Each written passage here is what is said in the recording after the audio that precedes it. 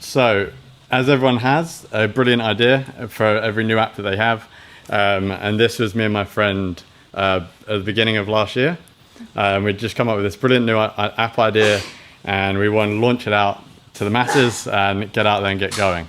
And as you are, every time you come up with a new app idea, super excited, and everyone's just full of energy. So we started building the features, getting it out there, and then we ended up wasting all of last year. By the end of it, we had essentially no more users than we started with. We'd made so many iterations, and we didn't know what worked, what didn't work, and it was not the best year of my life. Let's take it this way. And so our two takeaways was consumer apps are hard, and we'd clearly been focusing on the wrong things. And so we kind of went back to the drawing board and had a rethink, and based on all the feedback everyone told us, and by everyone, it was pretty much our friends, they all kind of said to us, it's too complicated, there's no reason I need this app, and you need Android. Of course, they said you need Android. And they was comparing us to other apps like Facebook and Snapchat. But I'll go into that a bit more in a second. But just a bit about my background quickly. So I got into consumer apps about 7 years ago for this company called Cover. It was an early stage tech startup in the UK, and I joined more on the marketing side, the devil side, and then moved across to data, and then got into learning about product that way, because I was helping set up the analytics frameworks for the product teams. Stayed there for 4 years, and we grew pretty rapidly, which is a great experience to be part of, but it kind of plateaued and moved on to the next thing. Still a business, but I moved on. Then during that, I kind of learned to code a little bit towards the end, and I launched this app, Daily Prompt, and it went pretty well. If Cover went from like 100,000 a year to a few million, this did the first bit, where it went from 0 to 100,000, but couldn't get any further, and retention was a real bottleneck for this app as well. And I just didn't quite have the experience or know-how of how to build this any further. And so, there you go, there's the title. And so, bit of a jack of all trades, master of none kind of guy. And so, the product director of Cover, the first company, was leaving, and I was like, great, if I'm going to start a company with anyone, it'll be him. And if there's anyone that I'm not going to waste another year of my life with, it's him, which turned out to be completely wrong. But so we started to work on this app. It's called Outside. And eventually it's an event planning app. You can think of it like Facebook events, just pulled off the platform. And we're another company trying to make Facebook events a thing on their own. And the goal is, can we build another big company? And if so, what would that look like? And being at Cover, we learned to build anything is hard. And so it was like, we want something that we can work on a long time. And so this is kind of where we're at now. I've got a quick demo if it will work. So this is the app here on the side. So you can see you've got some events on there, and then you can just put in what you're doing, when you're going. We pick a nice image based on the info you put in, normal event stuff like repeating. You can sync it to and from your calendar, so you can just work from your calendar instead of outside. And then you create the event, and you get a nice, beautiful event view, hopefully. And you've got more, like, you can invite friends, you can get them to come, you can add notes, and all that good stuff. And then when the event's over, it goes into your memories, and then you can add like images and memories from that event. So that's kind of where we are now. And this is the app that we spent a year on, had no progress, but in the last few months, we've just managed to turn that around, where we consistently just focused on retention. And so this is a kind of a talk about why is retention important, kind of what I wish someone told me a year ago. How do you track it, and then how do you improve it? And I'll just kind of go through things that we did over the last few months. And so when we think about consumer app businesses, there's only three things that everything bundles down into, which is retention, monetization, and viral user growth. And being a event planning app, we thought, okay, viral user growth first, because it's pointless without your friends on it. Then we go to retention, so we've got to keep your friends on it. And then, take over the world, and then you just monetize them. And that's the easy bit, surely. So we've got a plan. We're from the UK, from London. So it was like, okay, we'll start with our friends, get them all on it, get our parents, whatever. They'll share it with their friends of friends. We'll get more on there. Everyone starts just inviting others. Then we take the UK, and then we bugger off and we chill out on a beach somewhere. That was the goal. And as you know, this is what it didn't go very well. And this is what our retention looked like at the end of 1 year. If you haven't seen this before, this is something Apple released where they show your benchmarks about how you compare to other apps. You can look by category, or you can look by all apps as a whole. And so you can see our day 1 retention is terrible, day 7 is bad, and day 28 that doesn't even exist. And this is our friends, like they didn't even use it. So this is pretty disheartening. And so we thought, okay, this isn't working, let's reprioritize. Okay, let's say what everyone was telling us was you need the Android app. This is terrible. None of my friends are on it, and I'm just going to use Facebook events instead. And so how could we then create an event planning app that doesn't require your friends to be on it? That was the main goal. And so we went from a retention first point of view, even though it didn't seem like it was super possible. This was back in March this year, and this is what our metrics look like now, which is a lot better. I just wish we were there a year ago. And so you can now see we're above the 75th percentile for all metrics, and it actually gets better as we go on. And we have newer cohorts than this, and it's looking very good. So get the order of things right is the first thing. And so why is retention important? Just to go over that quickly. And so it kind of depends on how big a business you want to build. You can kind of define that by how good your retention is. This is a cohort graph showing the different cohorts and what they look like based on how big the app is. So the top 10 apps at the top, and then the next 5,000 at the bottom. And obviously we're not all going to build the top 5,000 or top 10 apps, but this is kind of a very well and true thing, as even if you go down to an app that has like 10 users and £100. And so if this is true, then you can define how big your business can become based on your cohorts that you have. Obviously, there's many other things that play than retention, but you can get a good grasp of it from day 1, day 2, day 3, day 7. You don't have to wait 2-3 years to figure this out. And obviously, with a cohort, you want to look on like a very short time basis to see if you're improving. So this is why it's super important, because it kind of defines how big your business can be. If you're doing no money in revenue like we were a year ago, that kind of mapped to our retention at the same time. And so when you look at retention curves, so like say these are like a cohort analysis graph, you can just see how it drops off over time. And the bad retention curve always just drops to 0. If you don't drop to 0, it means it's not bad. If, for example, it flatlines at like 5%, this means after X amount of time, 5% of people are still using your app. And then essentially what that means is that you have product market fit with that 5% of the people that downloaded the app. And if you're at 20%, you have product market fit with a bigger group. So if you're not at 0, you can basically just keep talking to users and figure out what it is they like, and then keep building on that. Don't build the features they tell you to build, but just find out what it is that they care about and what they like, and you can kind of build it upwards from there. And the difference between good and great here is subtle. It's not actually the height of the graph, it's just the fact that the great one goes up slightly. And an example of that would be like Spotify, where you download the app, you listen to some songs, their recommendations get better, so you listen to some more songs, so you start listening more, and then maybe you start using podcasts as well. So your retention could actually increase over time. And that's like the holy grail, like that's what everyone wants. So why is it more important than growth and all the other bits that we just talked about?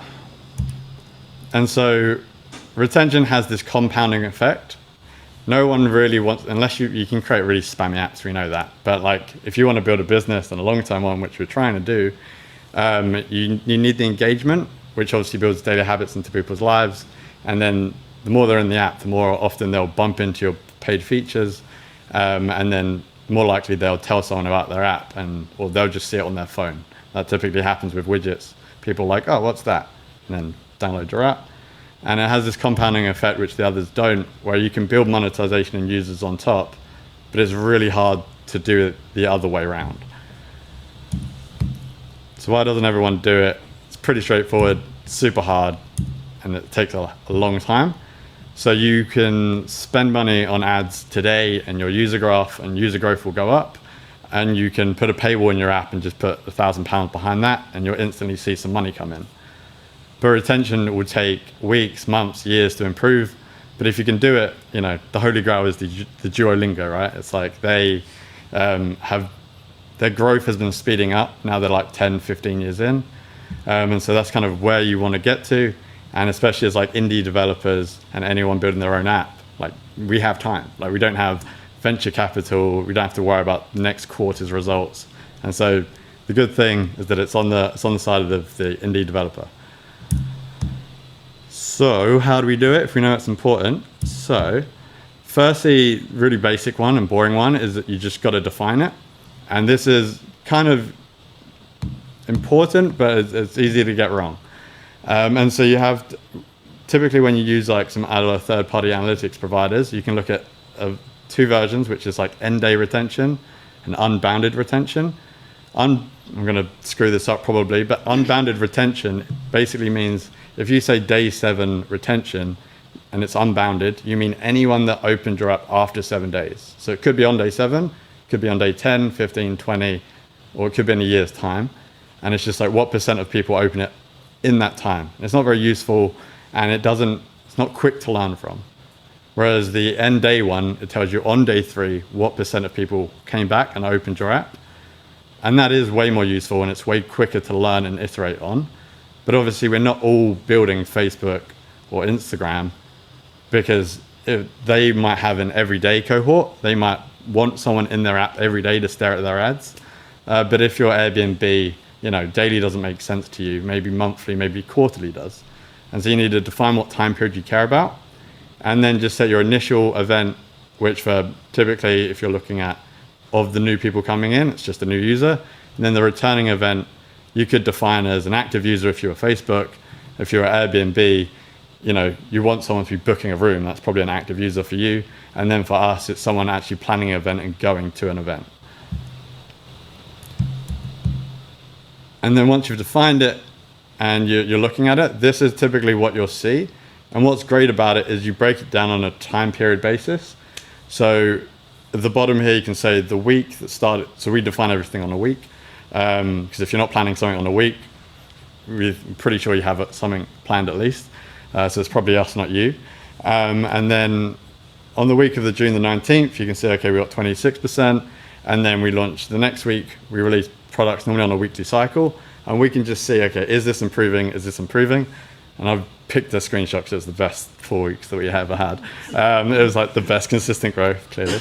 But you can see like we iterated and improved it.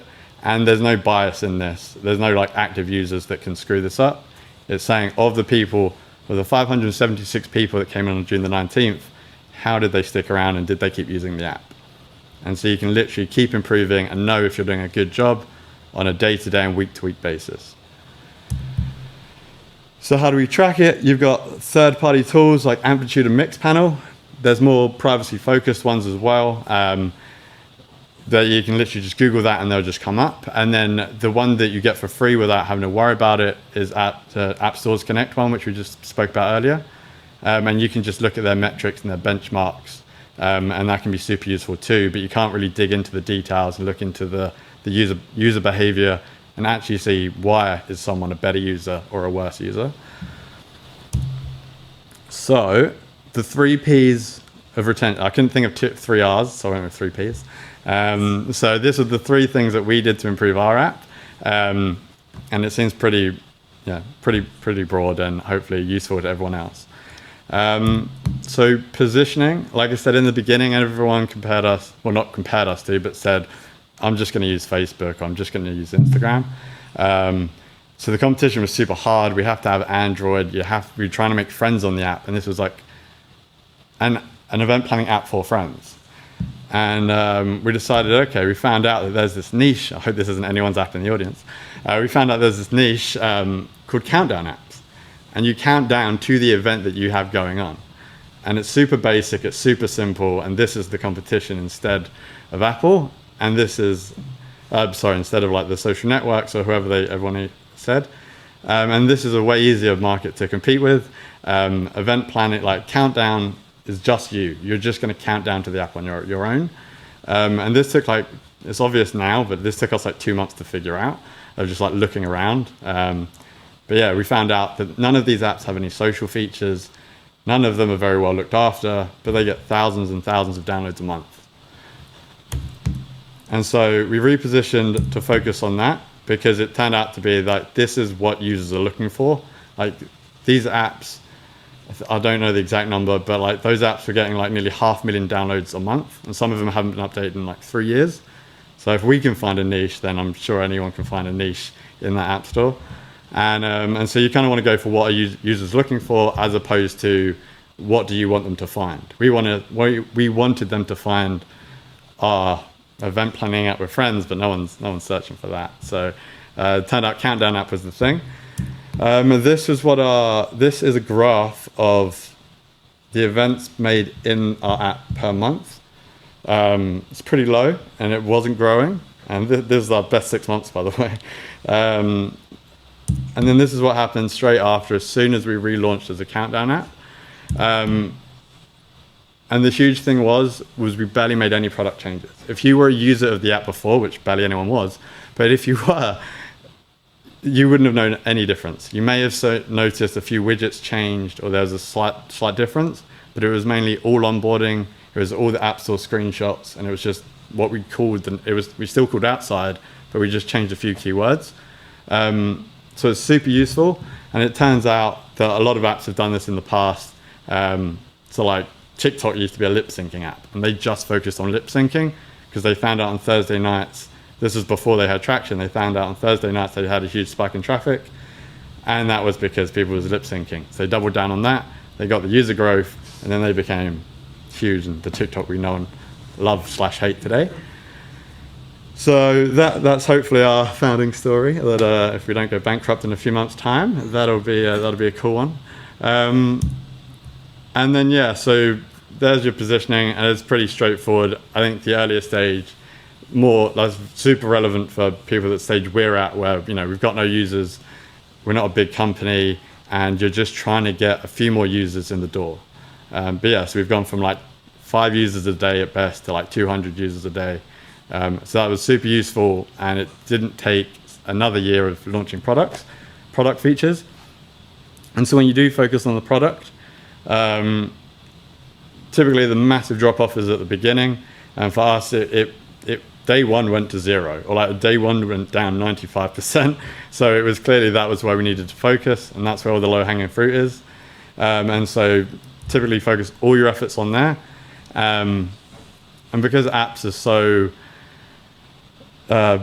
users don't often, and every year, are less likely to download an app.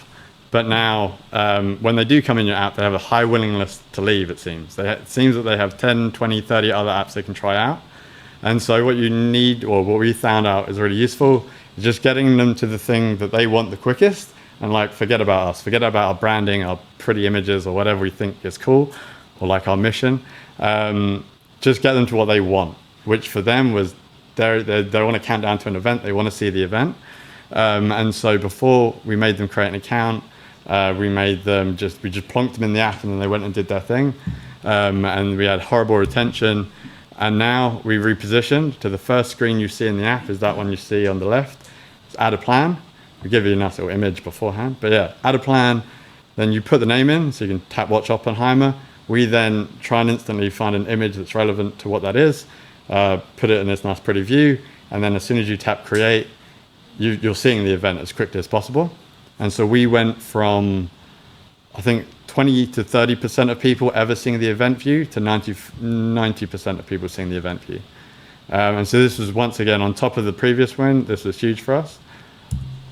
So that's the aha moment. And the second aha moment we've seen is when you add a widget.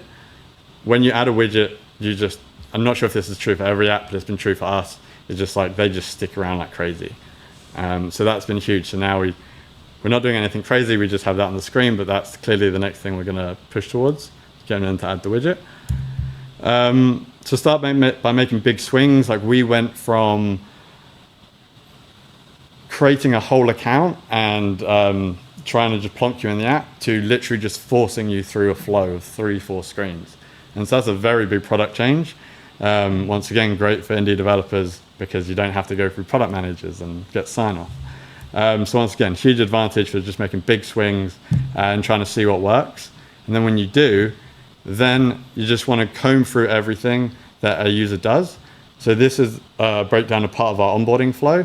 It's more detailed now, but you just want to comb through every single user action someone does. And how we think about it is every single tap someone does, we're like, thank you. Thank you for tapping that button. Thank you. Like, get them through and just treat everything that they do. We're not literally throwing them confetti, but we're like, everything that they do, you do see a drop off.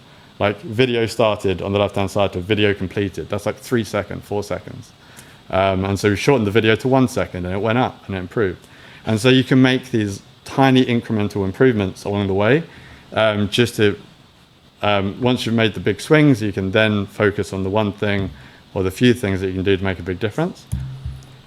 Example of this would be every user action here. So you come in, you have a text field, you write Christmas in, the keyboard comes down, you then move, you slide across and move to the 25th of December, then you get to the next screen, and then you tap all day event, and then you go through and you see the event view. So you've got 6 actions. So what we're doing now is that we've just taken out those middle steps. If you write Christmas in, we know it's 25th of December, so we just automatically go to that date, we automatically tap all day, and now we've just got rid of 1/3 of all the actions that you had to do to get through. And so then this is something we're A/B testing now, and we've seen like a 2% improvement. But like this took us, a few hours to implement and test out. And if you make 2% every now and then, every week, it makes a huge difference in a year. And so going back to the metrics, the things that you can do horribly wrong is trying to do too much, which is probably not focusing on the first user flow, not focusing on that drop-off. What a lot of people do and what we did exactly what we did for that year was we focused on once you've added your friends, how do we get you to invite more friends? How do we do all of that? That's after you've created the event.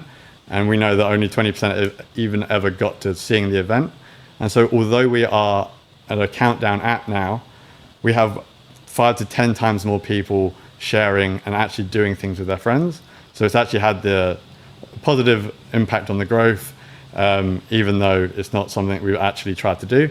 It's just because we get more people through the top of the funnel.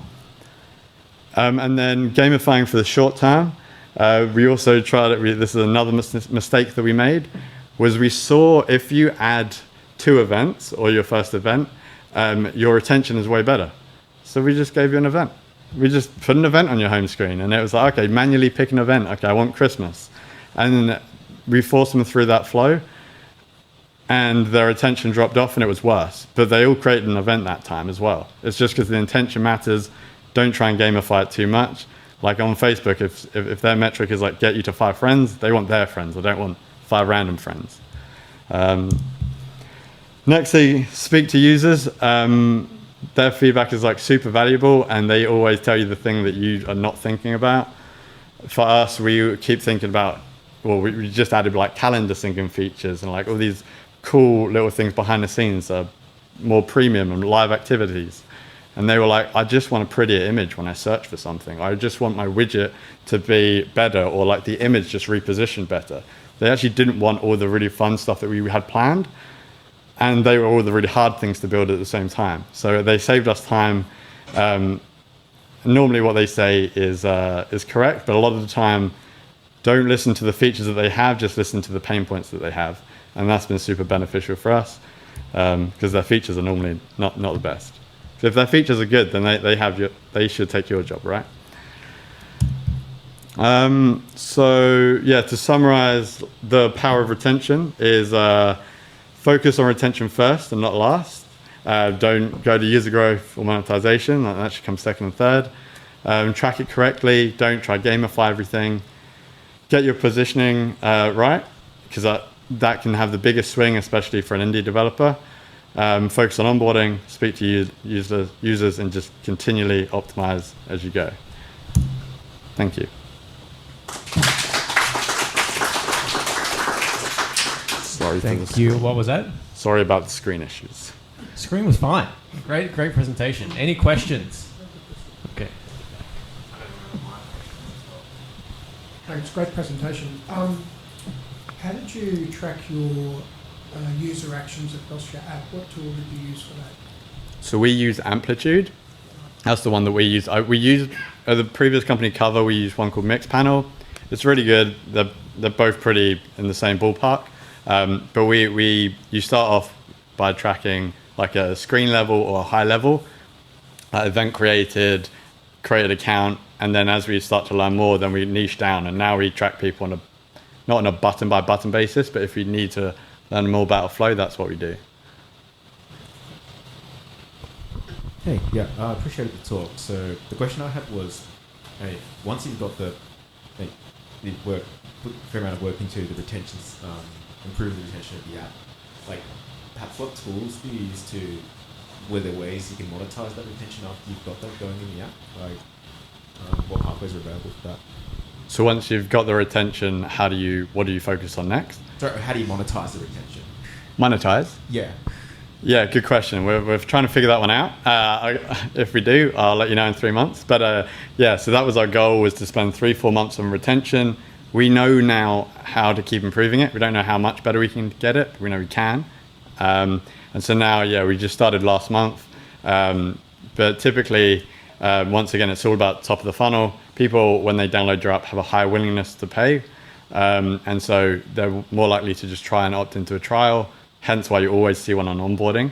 And if you do that, and like, it sounds horrible, and I don't like how the App Store's gone, but you can literally just put a paywall in there and give them no features, and like 0.5% of people will do it. It's really bad, but you could do that. Yeah.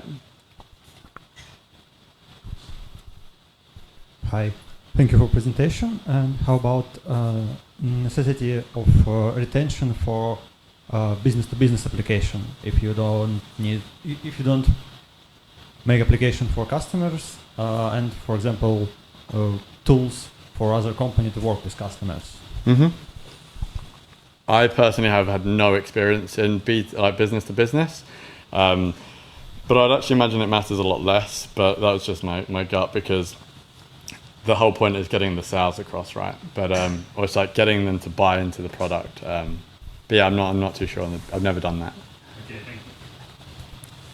I actually have a question if no one else does. Actually, going back to the paywall, do you use anything like RevenueCat or Adapty or anything for your monetization? Yeah. So we use RevenueCat for sure. So they handle all the payments and all the logic. And we don't use Adaptly, but we use Superwall. I don't know if you know about those. But essentially, it's really good. We don't build any of the paywalls. It's currently just a web view, but they will do it in SwiftUI. But they've done it in a very good way that you can tell that it's not native, but it's very close. But yeah, and then we just optimize that. If we did it all native, we would probably have tested 2 paywalls by now. But in the last month, we've probably tested about 10 to 20 different paywalls. Yeah, it's been very good. Yeah, thanks for that. I know that it's tightly contested with all like RevenueCat, Adapty, etc. I know some of them have like a native UI as well. I think Adapty does, but yeah, RevenueCat they've just launched their own version. It's in beta. Okay. So even RevenueCat now have their own paywalls that you can just use. So yeah, it's kind of cool. Oh, awesome, thank you. Pass it over here. Thanks for the talk. My question is around you're talking about the optimization. You had that example of removing those 2 screens from the Christmas flow, and that seemed like a little bit of magic, which was wonderful. But can you talk, just at a high level, was that a very complex thing to be able to take some free form text, I think, and figure out, some smarts around an image and a date and potentially like duration? How did you solve that? We were thinking about doing something really smart and like machine learning and whatever, like we could do integrations with Unsplash, but we did it really dumb because we didn't know if it'd be useful. So we literally just whack the images. We handpick them ourselves, or we create them using Midjourney. Those dogs were from Midjourney as well, by the way. That was cool. And then we just have hard-coded strings in the app, literally just, and then we just match the keywords on a word-by-word basis. And then we say, okay, which of these images have the most matches? And then we score it, and then the one that scores the highest we put first. With the Christmas example, we're being very selective with that, because we were going to say, okay, if someone has the word Christmas in the title, we'll just put the 25th of December, but you might put Christmas party, and Christmas party might be a work one on the 16th. So we're only doing it if it's an exact match with that, because you want it to be magical, you don't want it to be annoying. Yeah. Thank you.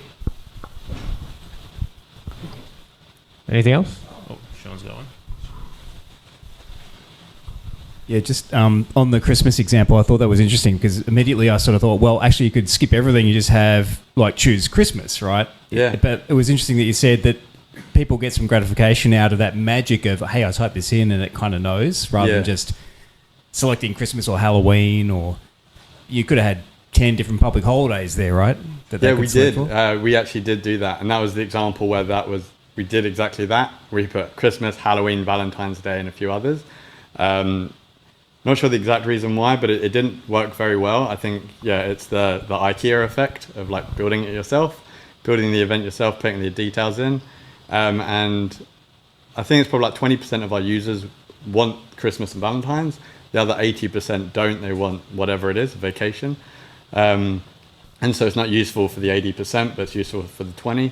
Whereas this Christmas exact match will only be useful for 1-2% of people, but hopefully it'll be really useful. The other thing I was going to say, privacy aside, you could look at the event names that are being created and sort of aggregate that and kind of figure out what people are interested in, but maybe you don't want to do it in a privacy-centric way. I don't know. But my other request or ask was, can you come back and do the monetisation talk once you've done that? Once you've figured it out? Yeah, if we're not broke by then,